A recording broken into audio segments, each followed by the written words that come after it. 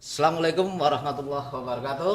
Selamat Waalaikumsalam. datang di podcast MC Dinas Kominfo Pasir. Eh, Setelah Polri sukses mewujudkan Kamtibmas pada pemilu pileg kemarin, ada satu tugas yang paling berat lagi, yaitu bagaimana Polri mewujudkan Kamtibmas selama pilkada yang akan berlangsung pada bulan November. Nah, tentu kita pengen tahu bagaimana di Kabupaten Pasir. Karena itu hari ini kami mengundang tamu khusus. Beliau adalah orang nomor satu di Polres Pasir, Jun Komisaris Besar Polisi Yusef Dwi Prasetya. Selamat pagi. Selamat pagi. Apa kabar Pak? Alhamdulillah sehat. Iya. Baik Pak, saya sering memonitor kegiatan Bapak, ada Jumat curhat, kemudian bertemu dengan Pak Guyuban, dan kegiatan-kegiatan lain. Apakah ini dalam rangka untuk mewujudkan Kamtibmas menjelang pilkada ini Pak? Ya, jadi kita dalam tujuan besar kita adalah Harkamtibmas sesuai dengan amanah undang-undang bahwa kita ada beberapa tugas pokok selain perlindungan, pengayoman, pelayanan. Kita juga Harkamtibmas juga adalah penegakan hukum. Jadi konteks yang kita laksanakan adalah bagian dari Harkamtibmas. Kemudian Pak, kalau kemarin kalau nggak salah itu ada satgas-satgas Pak ya untuk pemilu. Itu ada satgas preemptif, preventif, kemudian gakum. Mungkin Ya, Pak Kapolres bisa menjelaskan satgas-satgas itu. betul. Jadi sesuai dengan eh, perintah dari Mabes Polri dalam pelaksanaan operasi kepolisian terpusat, itu ada kalau kemarin itu operasi Mantap Berata, itu untuk pemilihan presiden, wakil presiden dan legislatif. Untuk ke depan ini yaitu pemilihan kepala daerah, gubernur, bupati atau wali kota, itu diberikan sandi dengan nama operasi Mantap Praja. Mantap Raja. Ya. Dalam operasi kepolisian terpusat tersebut, itu sama-sama akan dibagi menjadi 7 satgas. Yang pertama adalah satgas preemptif, Preemptif, kemudian preventif, preventif, kemudian Kamsel Tipcar Lantas, kemudian satgas Gakum, kemudian satgas Bankum, kemudian yang keenam adalah satgas Humas. Sorry, ada 6. ada 6 ya? Ya, 6 satgas ya. Terakhir yang baru dibentuk adalah Satgas Humas karena memiliki peran yang krusial dipisahkan dari Satgas Bankum dulunya. Berarti ini agak beda dengan yang kemarin Pak ya? Pembentukan satgasin ada yang baru itu tadi Pak, yang satgas yang tadi Kapolres tadi sebutkan. Dari tahun 2023 kemarin Mantap Berata sudah kita laksanakan untuk Satgas Humas terpisah dengan Satgas Bankum. Berarti itu baru Pak ya untuk Ya. satgas humas. Nah, mungkin bisa dijelaskan yang untuk satgas eh, preemptif ini gimana cara kerja mereka? Penjelasan. Baik. Untuk Satgas Preemptif itu adalah lebih kepada deteksi dini. Deteksi dini lebih kepada sesuai dengan judulnya preemptif, berarti Preemptif. lebih kepada pembinaan, penyuluhan, deteksi dini, deteksi aksi yang melibatkan satuan dari intelijen, yaitu Intelkam, kemudian kedua adalah Bimas. Jadi tugasnya adalah melaksanakan kegiatan penyuluhan, pembinaan, kemudian penggalangan, kemudian deteksi, yang nantinya itu akan menjadi bahan kita untuk mengambil kebijakan terkait dengan pola yang akan kita laksanakan di satgas-satgas yang lain, baik itu preventif ataupun gakum dan yang lain. Dari lapor dari PMT kemudian dilakukan nanti preventif ya. Betul. Nah, kemudian dengan bagaimana dengan Bambin Kamtibmas nih Pak? Kan mereka adalah ujung tombak itu dengan Betul. wilayah Betul. pasir yang sangat luas sekali. Ya, Babin Kamtibmas adalah di bawah pembinaan dari Bimas, Satbimas. Satbimas ya. Ya, Satbimas itu di tingkat Polres, tetapi untuk di tingkat Polsek yang langsung bersentuhan dengan masyarakat itu kita kenal dengan Babin Kamtibmas. Mereka termasuk dalam di bawah Satgas atau kendali Satgas Preemptif tersebut untuk melaksanakan deteksi-deteksi dini. Ada inian khusus Mbak untuk Babin Kamtibmas terutama menjelang pilkada ini. Artinya ada arahan khusus untuk mereka untuk Babin Kamtibmas. Untuk kita arahan khusus tidak ada, tetapi kita setiap minggu kita melaksanakan update informasi ataupun hal-hal yang perlu untuk mereka kita memberikan penekanan ataupun petunjuk-petunjuk yang harus mereka lakukan. Jadi ada beberapa mungkin kalau kita bicara terkait dengan operasi mantap praja atau pilkada ini kan yang lebih krusial adalah terkait dengan isu lokal, kan gitu ya. Nah ini mereka yang kita kedepankan bagaimana potensi-potensi konflik itu bisa kita redam, sehingga di beberapa wilayah tentunya dengan potensi yang berbeda, mereka kita kasih arahan. Jangan sampai itu digunakan untuk tidak terselenggaranya atau tidak kondusifnya situasi menjelang pilkada. Nah, pertanyaan saya Pak, seperti apa Pak? Mungkin bisa dijelaskan potensi-potensi konflik menjelang pilkada ini yang mungkin bisa berkaca dari pemilu yang kemarin.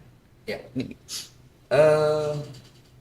pilkada pastinya memang akan membawa potensi yang berbeda dengan pilpres, karena isu lokal akan lebih mudah untuk terjadinya konflik ataupun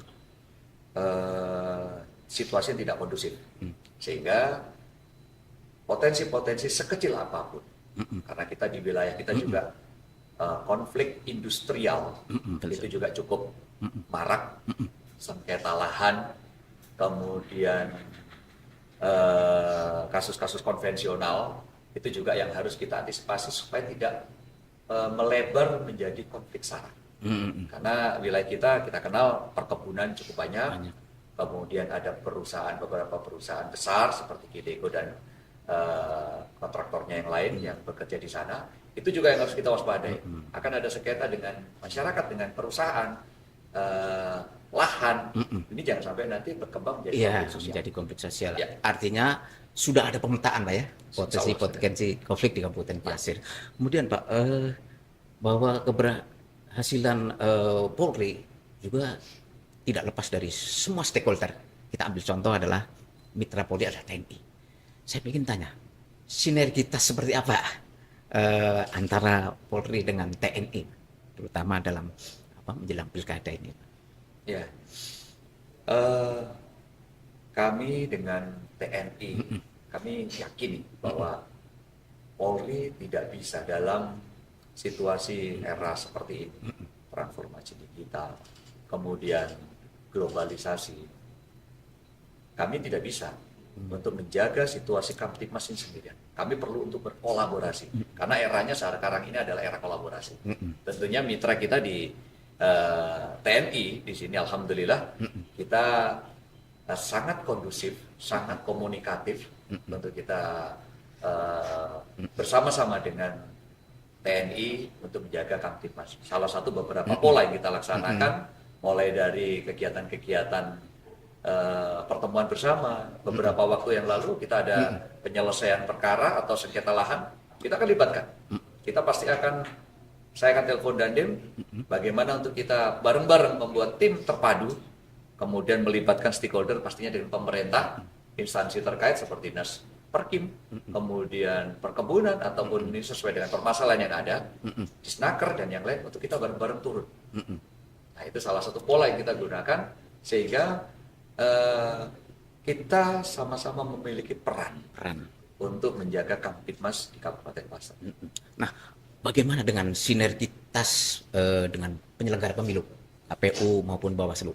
Mungkin bisa dijelaskan Pak Kapolres, bentuk sinergitasnya seperti apa dengan KPU? Kalau KPU sudah jelas pasti. KPU, Bawaslu, karena ini memang momennya adalah gawe-nya lah gitu ya. Sebagai penyelenggara pemilu adalah KPU, kemudian Bawaslu. Kita sangat intens dengan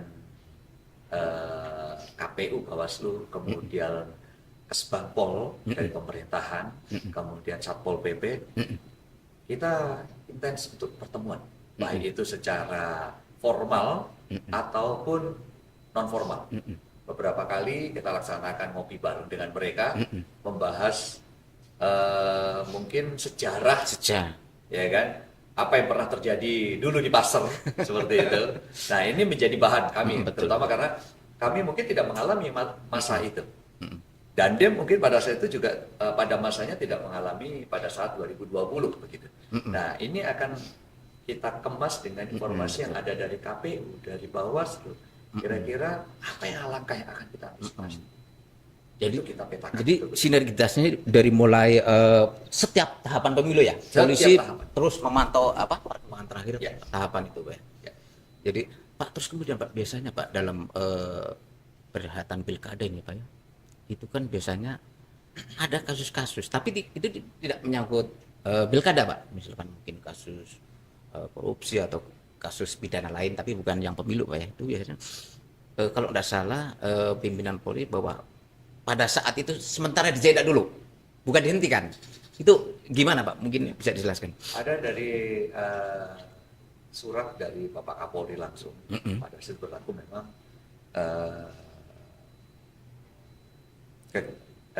pada Pilpres. Iya. Jadi dikeluarkan supaya kita menjadi ada acuan atau pedoman bagi kami para penyidik untuk jangan sampai ada kesan bahwa kita melaksanakan kegiatan penegakan hukum pada saat kampanye atau pada saat rangkaian pemilu. Rangkaian pemilu. Nah, ini benar-benar. Tetapi di dalam peraturan yang dikeluarkan oleh Bapak Kapolri tersebut, di sana memang ada beberapa yang dijelaskan bahwa seperti kasus korupsi itu tidak di-hold, dihentikan dulu, tidak dilanjutkan dulu. Kalaupun memang ada, gitu kan. Kemudian ketika kasus-kasus yang besar, kasus yang viral, yang bentuk mungkin lebih kepada kasus yang bukan seperti korupsi, itu pernah kita laksanakan waktu itu pada saat saya jadi Kapolres Bontang, kita tetap jalankan proses pengadilan karena memang tuntutan masyarakat yang pada saat itu melaporkan adanya kejadian tersebut. Pada saat itu terkait dengan pelecehan seksual. Karena memang disitulah profesionalisme polisi diuji Pak ya. Jangan sampai kita itu seperti orang wah ada kepentingan gitu kan. Iya. Nah, sekarang saya kembali lagi tentang komitmen Polri netral di dalam pilkada. Dari pimpinan tertinggi, dari Bapak Kapolri, kami TNI Polri berkomitmen mulai dari Pilpres kemarin untuk kita menjaga netralitas karena ketika kita tidak netral pasti kita tidak profesional. Ketika kita ada kepentingan kita pasti tidak akan profesional. Itu kami juga menyampaikan selalu kepada masyarakat, pada anggota kami bahwa jangan pernah terlibat untuk politik praktis. Artinya sekecil apapun kami tidak ingin politisir juga. Seperti kegiatan menurunkan baliho, spanduk, itu saja kami ingat peran kita adalah pengamanan, baik itu pengamanan orang, pengamanan benda, itu yang kita laksanakan, bukan pengamanan kegiatan atau ikut menurunkan. Ini kadang-kadang anggota kita dengan semangatnya lupa dia menurunkan, nah itu sangat beresiko di politik atau adanya nanti di politisir bahwa adanya kepentingan atau keberpihakan.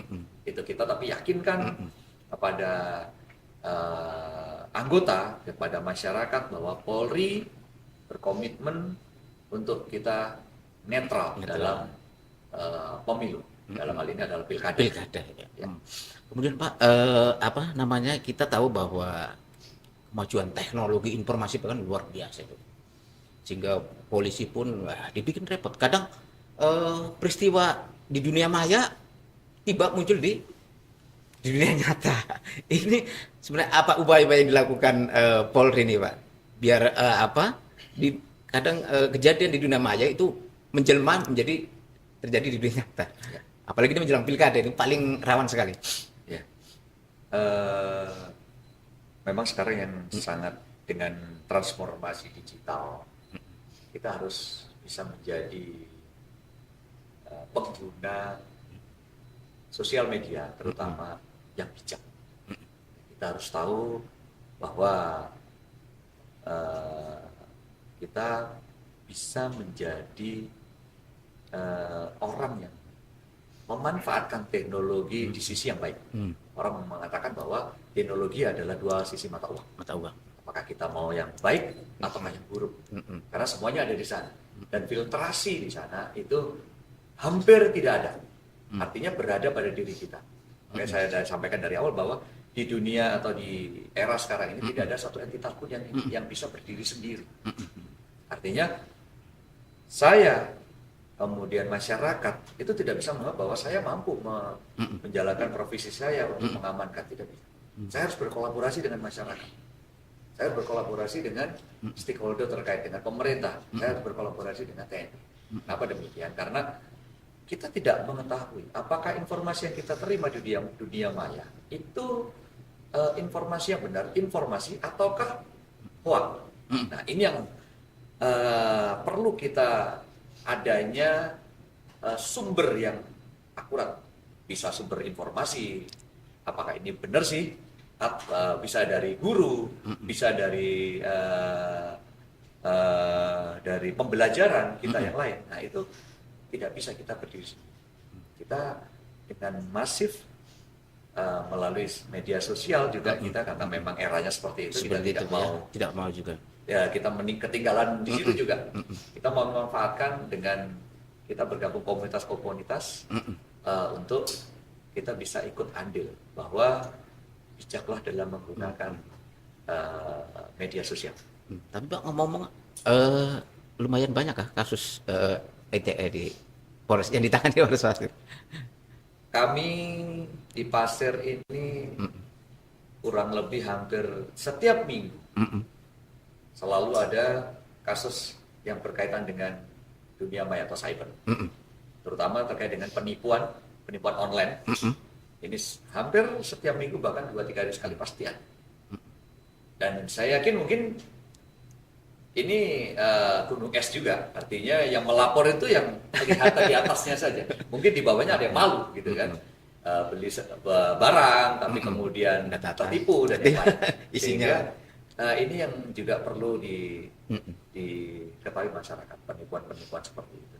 Kemudian spam ataupun kita masuk nanti akan ditarik data kita sebagai, itu tetap akan kita sosialisasikan.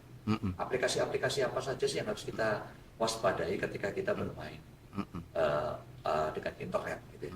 Terus kemudian kalau untuk kasus terkait dengan undang-undang TI ya, mungkin alhamdulillah kita masih bisa tangani. Kita bisa himbau kepada masyarakat untuk berhati-hati. Mungkin karena masing-masing kepala satuan wilayah memberikan sosialisasi, mungkin ya, dampak dari itu bagaimana, dampak daripada teknologi. Kemudian Pak, saya ingin Kapolres menyampaikan soal pemilu damai Pak, ajakan kepada masyarakat. Mungkin Bapak bisa langsung ke kamera untuk kepada masyarakat Kabupaten Pasir agar pilkada ini sebentar lagi bisa berjalan lancar dan damai. Kemudian demokrasi kita juga demokrasi yang berkualitas. Ya. Silakan Pak. Baik, Kapolres. Terima kasih.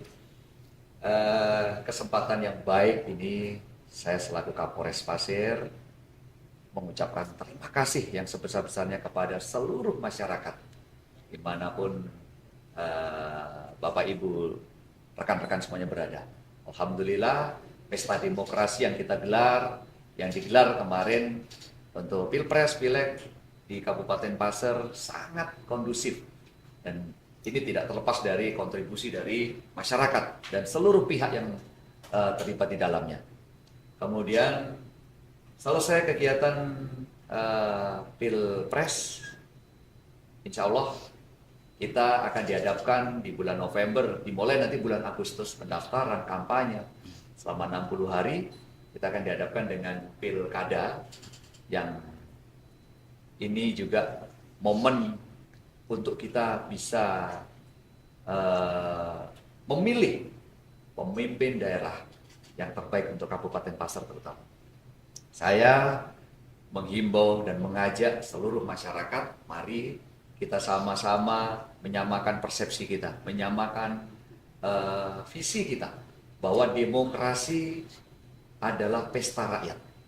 Ketika itu kita bicara pesta rakyat, yang ada adalah kegembiraan, yang ada adalah sukacita untuk menentukan pilihan Dan kita yakini yang akan berkompetisi, challenge nanti sebagai pimpinan daerah, baik itu tingkat provinsi ataupun Kabupaten Pasir, adalah putra-putri terbaik Pasir. Itu yang harus kita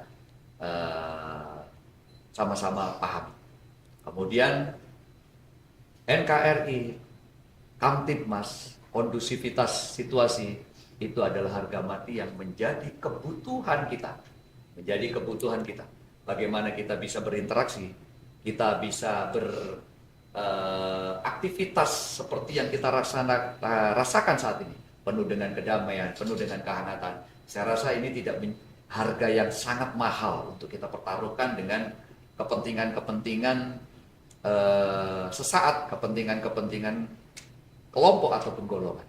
Mari kami mengajak Bapak Ibu semuanya, masyarakat Kabupaten Pasir untuk menjaga bergandengan tangan. Kita niatkan untuk pilkada ini adalah pilkada damai. Demokrasi yang akan membawa dan memilih pemimpin yang terbaik untuk Kabupaten Pasir menuju Kabupaten Pasir yang emas, Kabupaten Pasir yang maju, adil, sejahtera sesuai dengan apa yang kita cita-citakan. Kita akan menjadi mitra, akan menjadi penyangga IKN. Ayo, sama-sama kita menempatkan diri kita dan bersama-sama bergandengan tangan untuk mewujudkan Pasir yang lebih aman, tertib, nyaman, dan damai. Baik, terima kasih Pak Kapolres atas kehadiran pada hari ini dan semoga pilkada di Kabupaten Pasir aman dan damai. Amin. Dan terima kasih pemirsa atas perhatiannya. Demikian podcast Kamtipmas. Assalamualaikum warahmatullahi wabarakatuh. Waalaikumsalam.